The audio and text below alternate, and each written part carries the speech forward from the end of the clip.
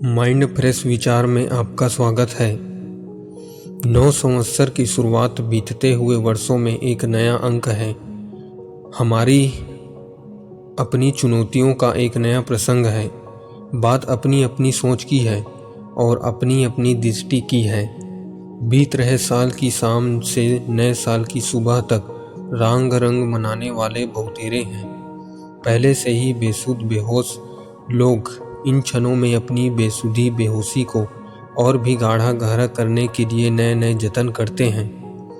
इनसे कोई उम्मीद करना व्यर्थ है। इनकी बेहोशी तो हमेशा कालदंड से टूटती है।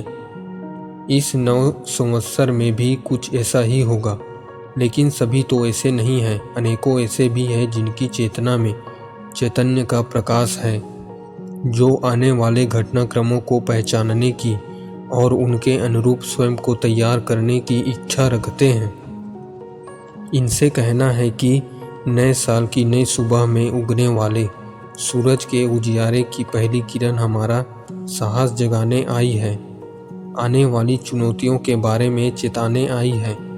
ये चुनौतियाँ बहुआयामी हैं।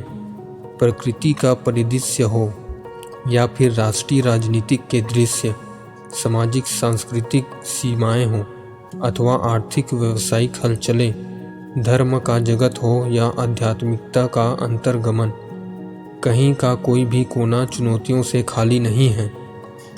प्रत्येक परिदृश्य में पुरुषार्थ की पुकार है। हर कहीं हमें पूरे जुझारू रूपन से जूझना है और जीतना भी है। 9 संवत्सर का विचार ना करें। नए का कैसे जन्म हो सकता है, इस दिशा में थोड़ी सी बातें सोचें और थोड़े प्रयोग करें। एक तो पुराने को नहीं खोजेंगे तो वह मिल जाएगा, क्योंकि वह है। हर अंगारे में 2 बातें हैं। वह भी है जो राख हो गया अंगारा, बुझ गया जो अंगारा बुझ चुका है, जो हिस्सा राख हो गया है वह भी है, और वह अंगारा भी अभी भीतर है। जो जल रहा है, जिंदा है, अभी बूझा नहीं है। अगर राख खोजेंगे, राख मिल जाएगी। जिंदगी बड़ी अद्भुत है। उसमें खोजने वालों को सब मिल जाता है। वह आदमी जो खोजने जाता है वह मिल ही जाता है। जो हमको मिल जाता है उसे हमने कभी खोजा था, इसलिए मिल गया है। तो पहली बात, पुराने को ना खोजें। सुबह से उठकर थोड़ा एक प्रयोग करके देखें कि पुराने को हम ना खोजें और सुबह उठकर नए की थोड़ी खोज करें।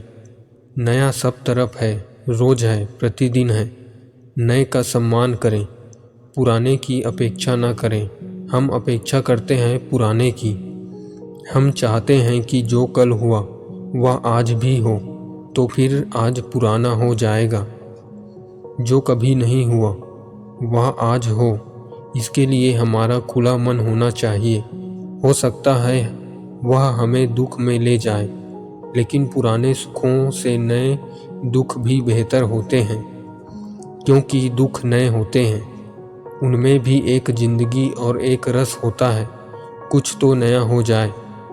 प्राणों को नए की उतनी तीव्र आकांक्षा है, लेकिन हम पुराने की अपेक्षा वाले लोग हैं। तीसरी बात, कोई और हमारे लिए नया नहीं कर सकेगा।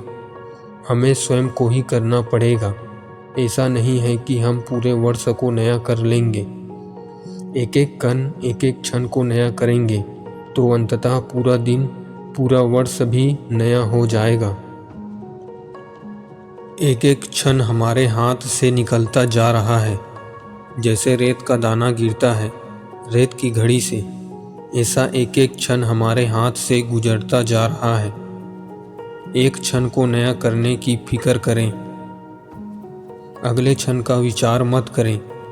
अगला क्षण जब आएगा तब उसे नया कर लेंगे।